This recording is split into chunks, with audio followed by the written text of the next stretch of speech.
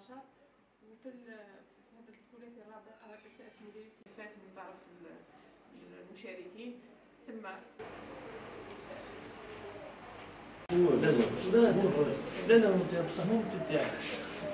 في إطار تنظيم مديرية التجارة لمسابقة أحسن نشاط تجاري خلال الثلاثي الرابع لسنة 2024، حيث تم اختيار السيد بوعمامة أحمد في مجال نشاط خدمات الفنادق، والتي ارتئينا أنه اخترنا هذا النشاط بتزامن مع السياحة الصحراوية الشتوية، أين قامت اللجنة الولائية بانتقاء المتعامل بوعمامة أحمد من بين المتعاملين المشاركين في هذه المسابقة.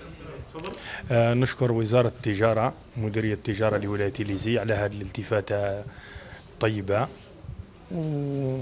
ونتمنى المزيد من النجاح إن شاء الله. على الصحراوية رانا موجودين ورانا نستقبلوا في السواح.